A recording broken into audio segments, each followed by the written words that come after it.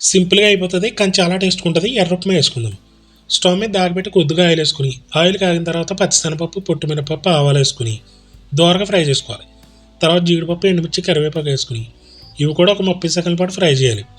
పప్పులన్నీ బాగా ఫ్రై అయిపోయినాయి కదా, ఇప్పుడు అల్లం తురుము, పచ్చిమిర్చి ముక్కలు వేసుకుని అల్లం మంచి సువాసన వచ్చేదా ఫ్రై చేసుకోవాలి. తర్వాత సన్నగా తరుక్కుని ఉల్లిపాయలు వేసుకోవాలి. కొద్దిగా ఎక్కువ వేసుకుంటే బాగుంటుంది. లైట్ బ్రౌన్ కలర్ వచ్చేదా ఫ్రై చేసుకోవాలి. ఇప్పుడు ఒక గ్లాస్ రవ్వకి ఒక గ్లాస్ వాటర్ వేసుకుని తగినంత ఉప్పు వేసుకుని ఇదంతా హై ఫ్లేమ్లోనే చేస్తున్నాము. ఎసరవ ఒక బొంగు రావాలంతే. ఆ వెంటనే రవ్వ కలిపేసుకుని బబుల్స్ వస్తూ ఉంటాయి కదా, ఆ టైంలో సిమ్లో పెట్టాలన్నమాట. అలా బబుల్స్ వచ్చే సమయంలో 2 స్పూన్లు నెయ్యి వేసుకుని మొత్తం కలిపెట్టేసి మూత పెట్టి సిమ్లోనే 10 నిమిషాలు ఉంచాలి. చక్కగా మగ్గిపోతుంది. చూసారా పొడి పొడిలాడితే ఎలా వచ్చిందని? సూపర్గా ఉంటుంది. ఇందులో పచ్చిమిరపకాయ పచ్చడి వేసి తిన్నాము, అదిరిపోయింది. చాలా బాగుంది. మన ఛానల్ సపోర్ట్ ఇవ్వండి, సబ్స్క్రైబ్ చేసుకుని లైక్ చేయండి.